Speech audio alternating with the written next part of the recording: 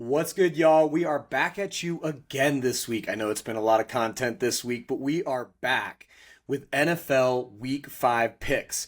Our first couple of weeks did not go that well. Last week, our top three picks got swept. And obviously, in our first week, we only went 1-2. So we are currently sitting on a record of 1-5. Not great, but I am excited about this week. I think that this is a turning point week. There are some matchups that, to me, offer clear value in terms of game flow and what could happen versus what will happen in the game. It's going to start with Kansas City. We'll start with the Monday night game, Kansas City at Jacksonville.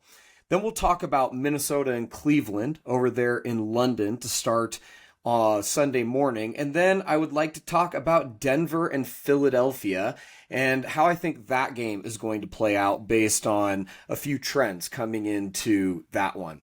I'm also going to do a new little segment where I do Dennis against the coin. I have picked all of the rest of the games in the league. I have not put a ton of time into every one of those picks, but I have looked at each one and thought about them.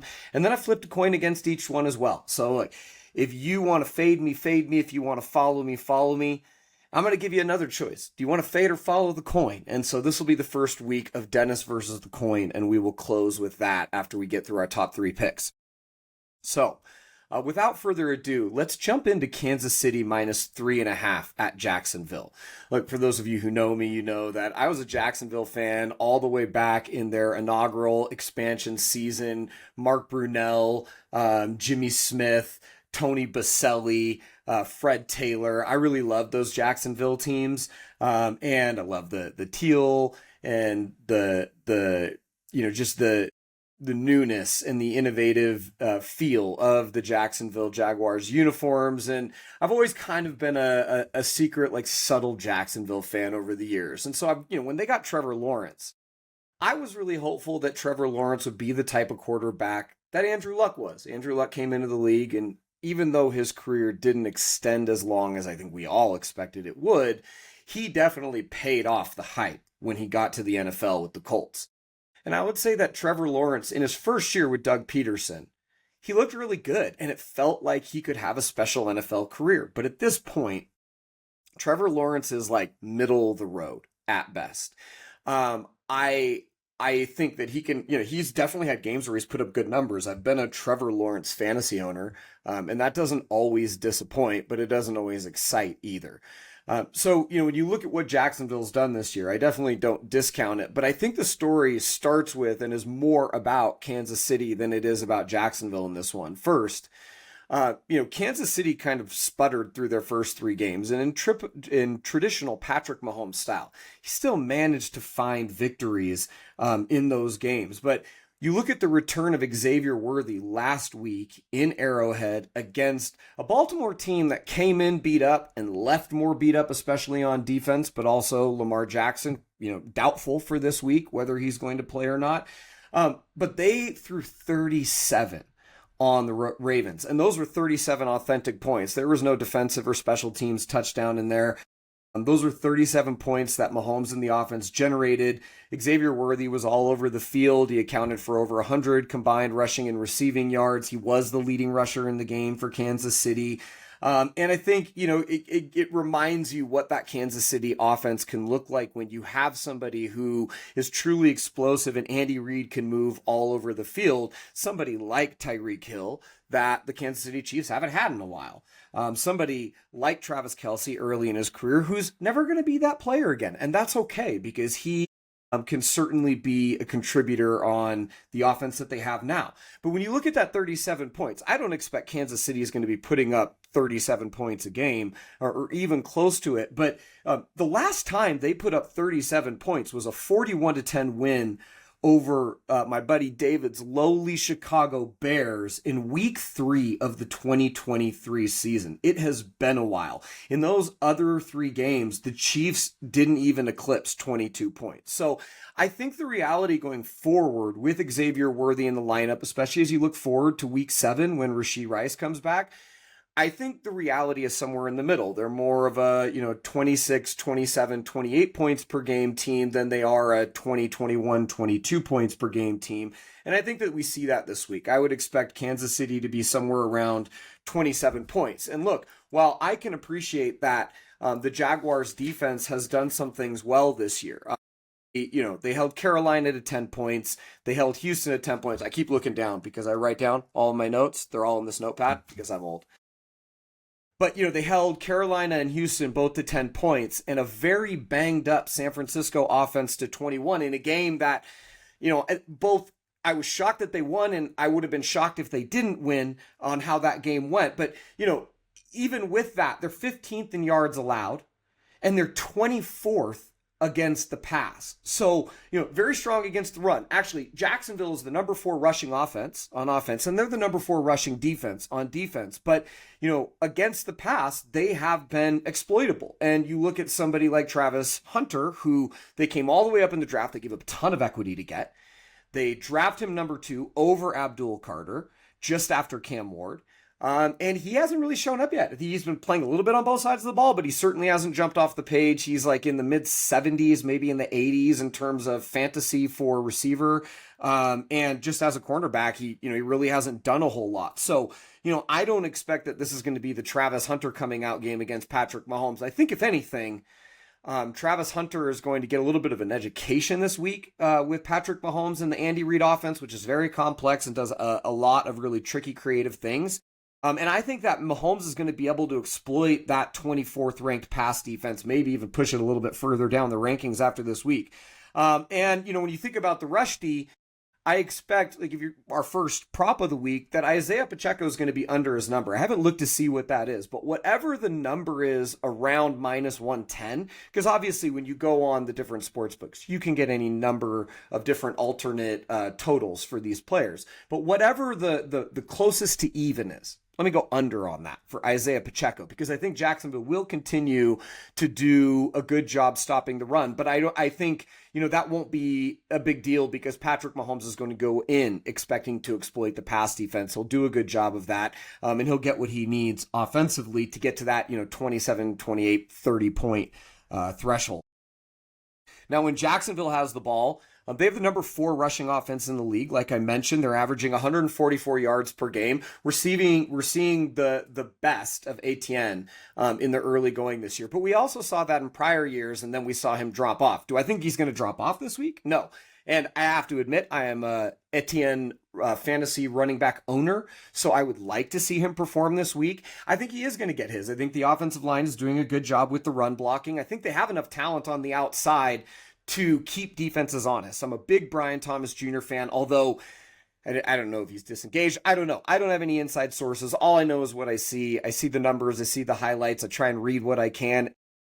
Brian Thomas Jr. does not seem to be as locked in this year as he was last year, but he is an incredible, incredible talent.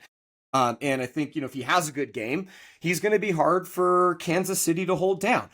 Kansas City has the number 13 total D in the league, and, they have the number 7 pass D. They're just 22nd against the run. When you look at those numbers, 22nd against the run should jump out at you because Kansas City finished 2024 number 8 against the run on defense. So, is this a regression opportunity? When you think about the combination of ATN possibly not putting up enough to get Jacksonville to that 144 yards per game, and conversely, Kansas City stepping up and doing a little bit more to bring those numbers down. Maybe it is. It's going to be interesting. But I think that the Kansas City defense is in good shape here. And I think that, they will ultimately give up some. I think Jacksonville will be in this game. I don't think it's going to be a blowout. But I think that Kansas City is going to do a better job exploiting what seems to be a rather shaky Jags pass defense than the Jaguars will exploiting a Kansas City run defense that has been, night and day different to what it was last year. Last thing to throw in the mix, 2 things really. These are X factors, and there's, not necessarily as much hard concrete data to believe in here, but Kansas City's won 8 straight against Jacksonville. You could say they've had their number. And maybe that doesn't matter. Maybe the players in the Jacksonville locker room don't actually think about that. I don't know. I've never been in an NFL locker room.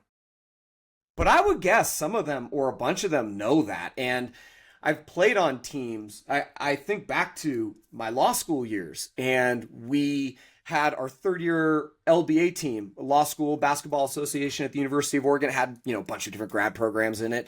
And we were the number one team in the league, not because of me. I was terrible, but I was lucky to be drafted on a team that was very good, very talent laden. Fortunately, I also had some friends on the team, so it was, one of the great experiences of my life. We finished our 82 game season with 74 wins, if I recall correctly. But like 3 or 4 of those losses came against the same team. And we got very lucky that in the first round, maybe it was luck, maybe it wasn't. I think we were a very good team. We definitely could have beat them in the playoffs. But in the playoffs, we made quick work of our first round opponent. They actually went out in the first round. We never saw them. We marched on to a title to go with our midseason title, which was actually before the NBA's time. So, you're welcome, NBA, on the midseason tournament. But, when I think about winning 8 straight, like sometimes there is a psychological component to this team just has our number. And look, if this was like a mediocre quarterback that had somebody's number, that would be one thing. But when it's Patrick Mahomes, I think that feels more real. And at least that's my assumption from somebody who is, again, never been in an NFL locker room. I think it matters. And then it comes down to that last point. Look, this is Mahomes against Trevor Lawrence. This is the guy that was supposed to be amazing, incredible, everything, and has been super amazing, incredible, and everything to the Kansas City Chiefs. Really everything to the league, Patrick Mahomes.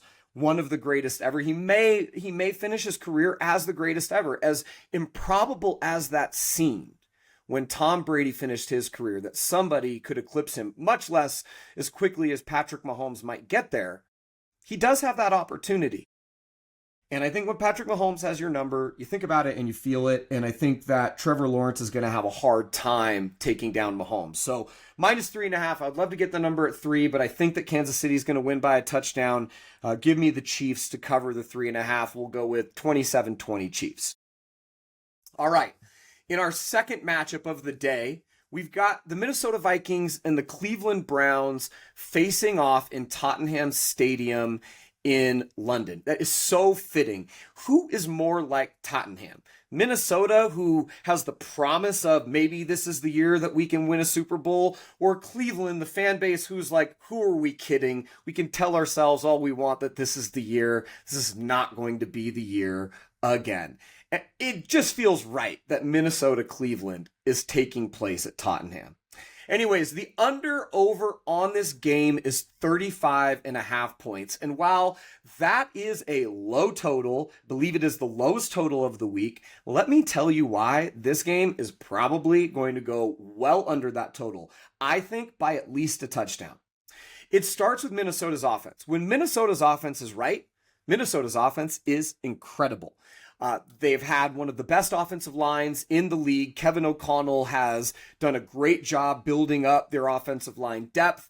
Their outside receivers were already amazing coming into this year with Justin Jefferson, arguably for my money, the best receiver in the league. And across from him, Jordan Addison. And then they got back Adam Thielen from the Carolina Panthers. And I think the trio of those guys, especially with the elder statesman Thielen, who may have lost a step, but has no problem going across the middle, being that possession receiver who can move the chains. That's a very dangerous receiving core. Then you looked at the running back committee, and it was Aaron Jones, who, when healthy, is one of the best passing and rushing running backs in the league. He does it all. And he was backed up by Jordan Mason, who did a very great job backing up Christian McCaffrey and filling in when McCaffrey was injured last year in San Francisco.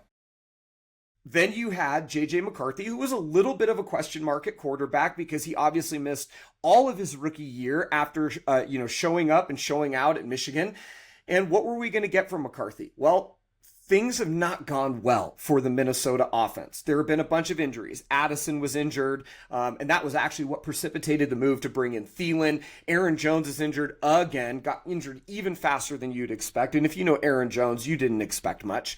And then you look J.J. McCarthy injured, and so they've had to bring back retread Carson Wentz, who had a great experience. I'm going to call it an experience. It was a good performance, but I wouldn't say that it was the start of something special against the Bengals and that 48-10 win. That was really more about Jake Browning showing that he could not operate the controls of this Bengals offense anywhere close to the likes of Joe Burrow than it was about Carson Wentz showing that he still had some in the tank. Whatever he had in the tank, seems like he used up in that game because it was not great last week in Dublin against the Steelers. He got swarmed a lot, and that's not all his fault. The offensive line was banged up coming into the game, coming out of the game, and going into this week. They're going to be down 3 starters and potentially their backup center as well. That is bad news bears for Wentz, for the running game and Mason, which is, thin right now. That's bad news for the passing game, as Wentz is going to have no time to throw. And we saw last week when Pittsburgh's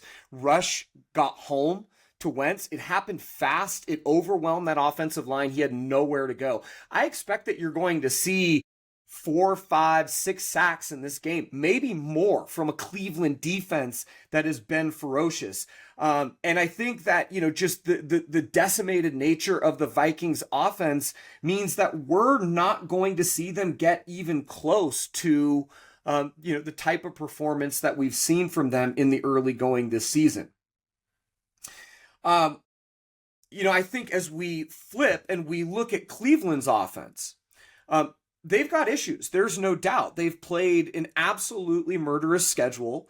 They held the Burrow Bengals to 17 points before Burrow went down, and they held the Packers to 10, and they even took Baltimore to half, just down 10-3 before falling apart in the second half. And even with the Baltimore blowout, even with last week's 34-10 loss to the Detroit Lions, the Browns are still number 1 in total defense, number 4 in pass defense, and number 1 in rush defense. And this is with only having 2 takeaways on the season.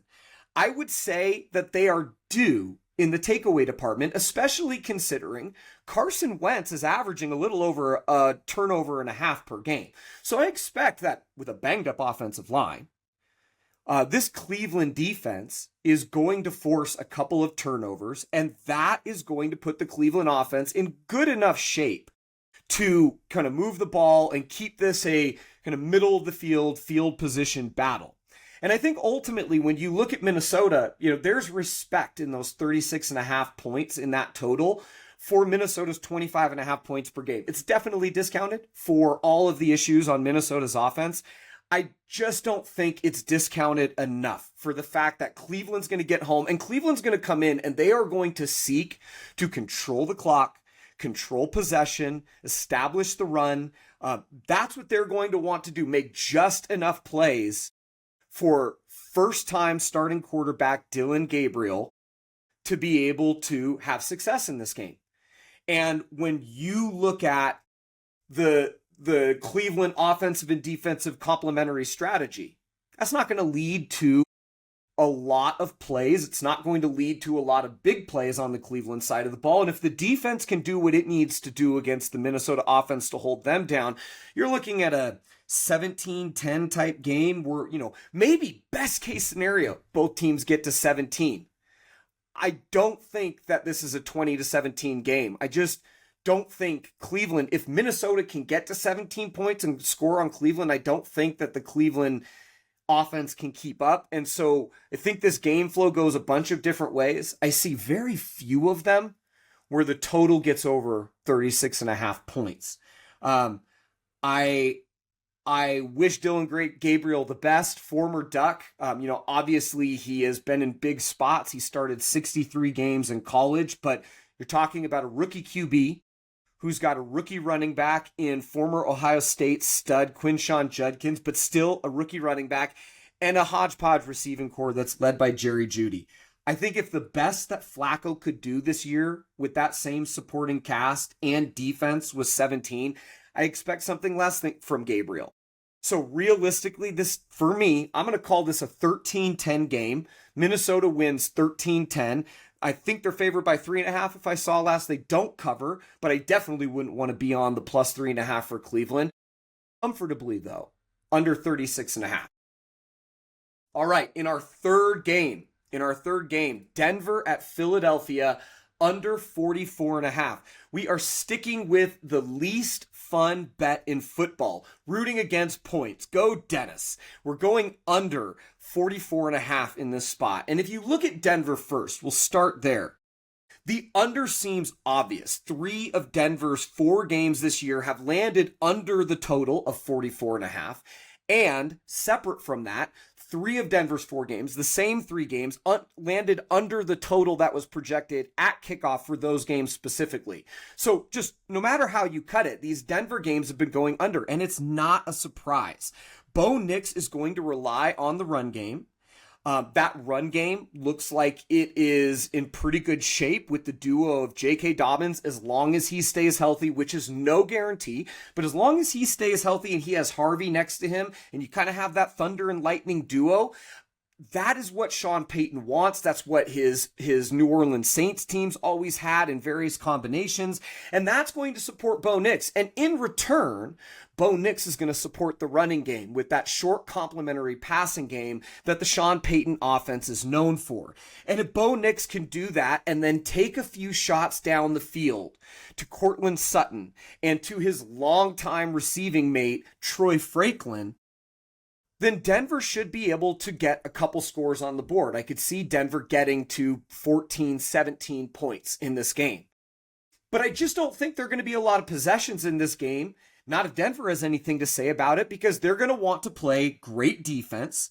They're going to want to run the ball well. They're number 5 in the NFL, as I mentioned, with 143 yards per game. And they're going to want to limit the number of big play swings on defense.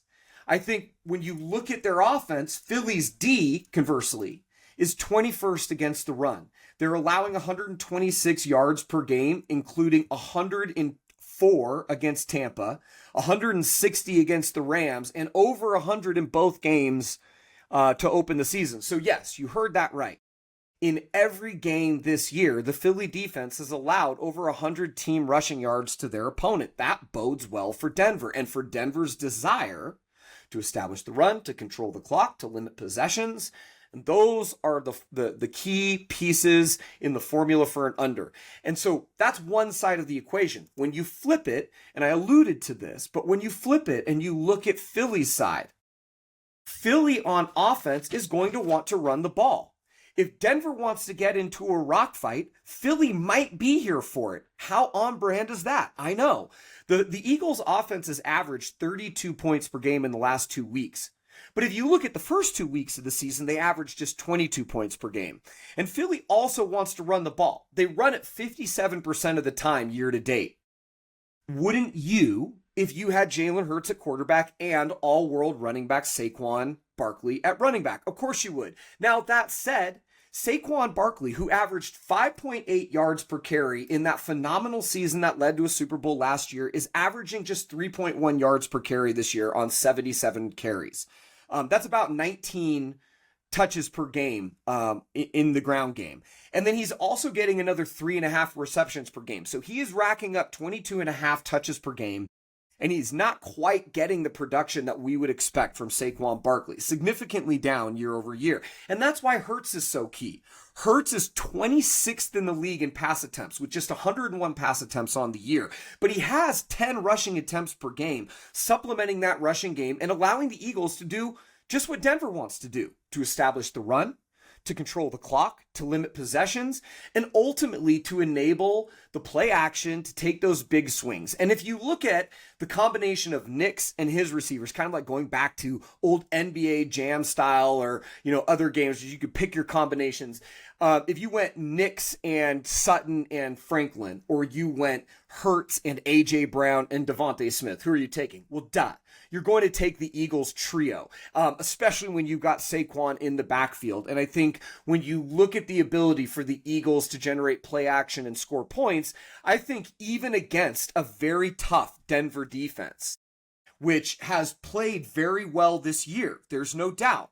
I think the Eagles are going to score some points. And I think this is going to be a week, going to our second player prop, where A.J. Brown gets fed. Look, we've seen this in the league. It's not always welcome when a star wide receiver starts crying for more touches and more attention, but it often does get met with more targets. And I think that you're going to see that this week. I don't think that Jalen Hurts is going to go crazy and all of a sudden start chucking the ball around the park. He's not going to do that, but I think that you're going to see a healthy percentage of those 20 to 27 attempts that he will generate go to A.J. Brown. And I think A.J. Brown will do something with those attempts. I think that he's going to go, again, whatever his total is, let's go over that. I think that's where we're going to be.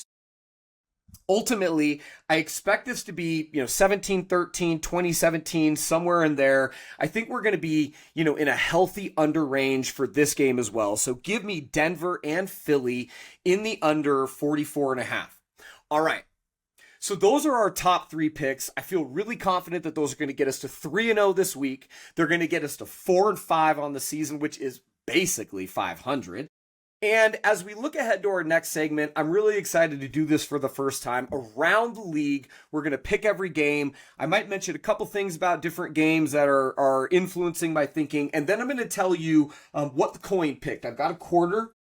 This is our quarter. It's going to be with us for the rest of the season. We'll call this quarter Gerald. So we're going to have Dennis against Gerald for the rest of the season. And we're going to start with Indianapolis at home to the Las Vegas Raiders. Indianapolis is a 6.5 point favorite. Obviously, Indianapolis is 3-1. They've been the surprise kind of darling of the year with Daniel Jones at quarterback. We've had Jonathan Taylor at running back. That passing game has been working. The defense has performed well. Give me the Colts minus 6.5. If this was minus 7.5, I might have gone Raiders. But give me the Colts. I think they can win by a touchdown. The Raiders, Geno Smith, Pete Carroll. Man, I love Pete Carroll. I'll always love Pete Carroll. I'm just not sure that Pete Carroll and Chip Kelly, 2 coaches from my past, the best of the Oregon Ducks in many ways. Dan Lanning, come on, let's become the best. But to this point, the best of my experience as an Oregon Ducks fan, Chip Kelly. The best of my experience as a Seattle Seahawks fan, Pete Carroll. I would love to root for you guys in LA or in Las Vegas, but I can't pick you this week. I just don't believe. I think it's going to be Indianapolis minus 6.5. And flipping the coin, Gerald agrees. Gerald says it is Indianapolis. By the way, heads is home, tails is away. Obviously, Indy being the home team, Gerald came up heads. In our second game, we have the New York Giants, 2.5 point underdogs at the New Orleans Saints. The Spencer Rattler 0-4 Saints, who I'm biased. I watched that whole Seahawks game. I saw them get rocked. I know that they performed better against the Bills. I didn't watch a lot of that game, but I did follow it on Gamecast. I still think that this is the Giants game, even without Malik Neighbors, who I think that is devastating that he went down. Wan'Dale Robinson is not a number 1 wide receiver, but I think that he is productive. And I think that Jackson Dart, he's going to get his head knocked off eventually. You can't play like he played last week forever. Go ask Mike Vick, go ask Robert Griffin, go ask every running quarterback in the history of forever. But I think that he will play this week. I think he's going to be hungry to get another win. He got a taste of it last week. So I'm going with the Giants plus 2.5. And Gerald is taking the Saints minus 2.5.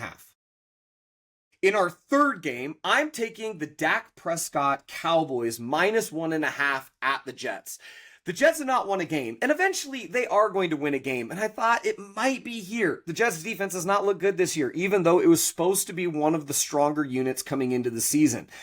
Justin Fields had some hype early, and he has not really delivered. The backfield of Bryce Hall and Braylon Allen has not been as great as people hoped that it would be. There's so much to like on paper about the Jets, but they're just the Jets. And I'm not going to pick the Jets. I'm going to pick the Cowboys here. I think that this could be, one of those Dak Prescott 300-yard games. Maybe the Jets get up early and they find a way to Jets it and they lose, but minus 1.5 is almost nothing. So, if Vegas doesn't know which way this game is going to go by putting it in the 1.5 zone, I don't think anybody does, and I'm going to take the quarterback that I have a lot more trust in, which is Dak Prescott over Justin Fields. I don't want to be sitting here on Sunday going, wait, why did I choose Justin Fields over Dak Prescott? That seems dumb.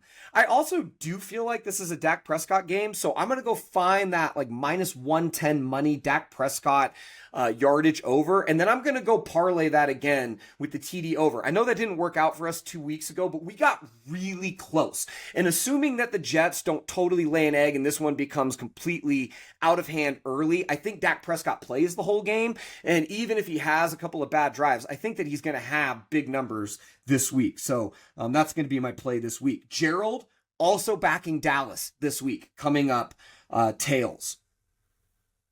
After hearing the news, I'm glad that we're doing this on Friday this week. After hearing the news that running back Chuba Hubbard is not going to play in this game, and instead former Cowboys running back Rico Dowdle is going to start, I'm going to take Miami. I know that they are not going to be the same offense without Tyreek Hill. I think this is good for Jalen Waddle, but let's be honest, Jalen Waddle is not Tyreek Hill. And that Miami offense, that whole Miami situation is week to week at best. But Carolina's not a great situation. I know obviously they had that big 30-0 win earlier in the year over the Falcons. That was shocking. And Bryce Young has played well. I'm starting Bryce Young in my wackadoo, bizarro fantasy league with some former work colleagues where quarterbacks get a point per passing attempt. They get the same yardage points as receivers and running backs. Yes, you heard this right. Quarterbacks score like 100. Your whole team will score like 100 points, and then your quarterback will score like 100 points. And that was a great week for Bryce Young, but he was on my bench. I'm going to have him in the game this week because I think there are going to be a lot of attempts in this game. I think there's going to be a fair bit of scoring. I think Miami is going to be able to stick with Carolina. And so I'm going to take Miami minus 1.5. Gerald does not agree. He is backing the Panthers and Bryce Young, even with the mishmash running game, Carolina plus 1.5 for Gerald in this game. Okay, we've got a few games left. Baltimore plus 2.5 at home against Houston. Baltimore plus 2.5 at home.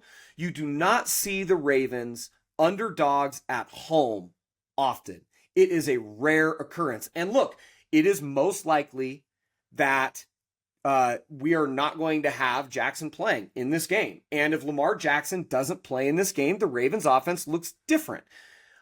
There's no doubt. But I think we shouldn't overreact to that because they are still going to have Derrick Henry, who is incredible. Seems the man does not age. He just keeps getting better. They are going to have Zay Flowers, who is stretching the field and doing good things.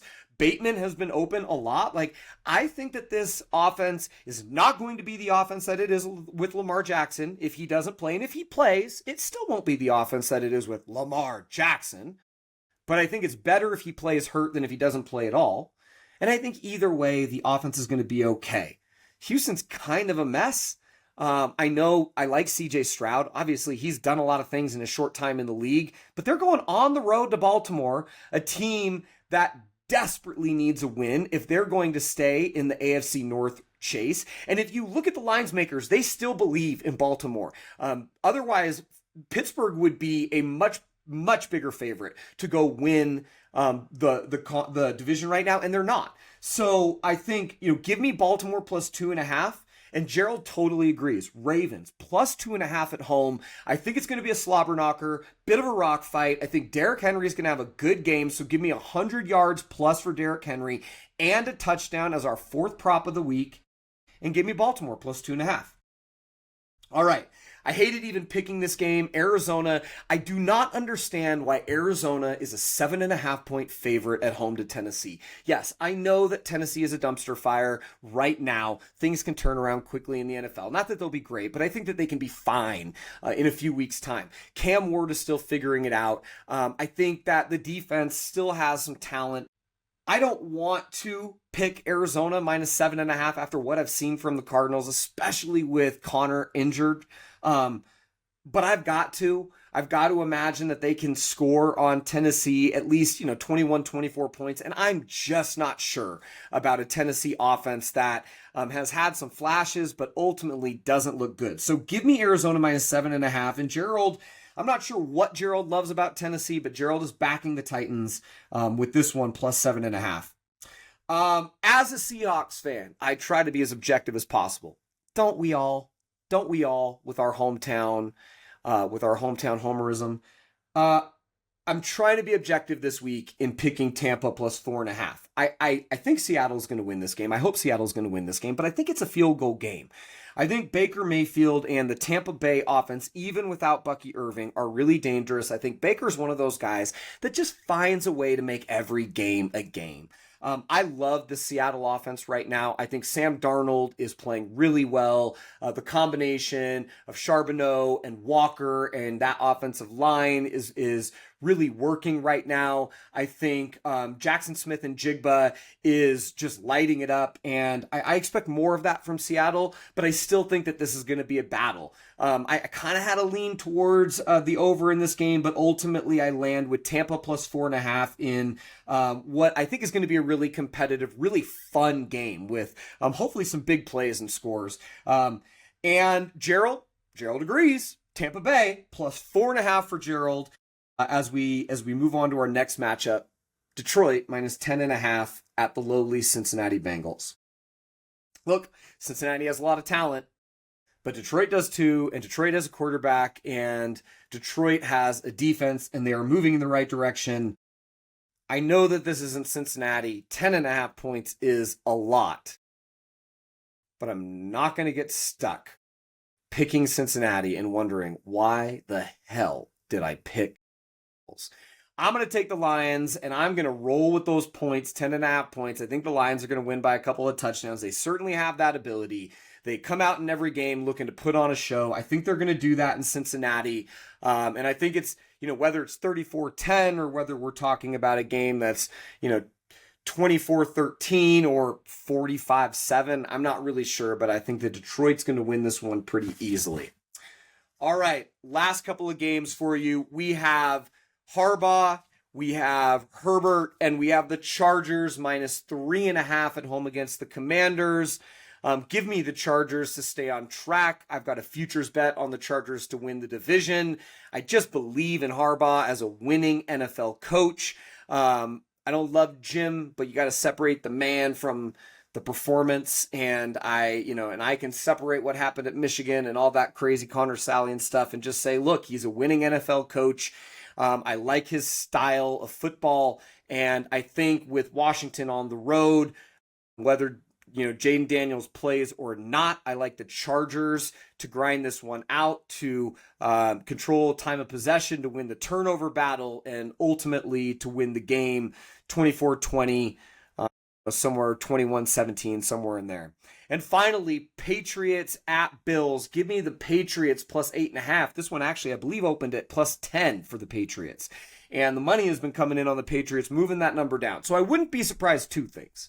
Wouldn't be surprised if the number comes down just a little bit more in the next 24 hours. And I also wouldn't be surprised if money comes back in on the Bills just ahead of kickoff, especially if people can get value on that down to, if it gets down to 8, 7.5, I could see people buying it down to 7 and money flooding in on the Bills.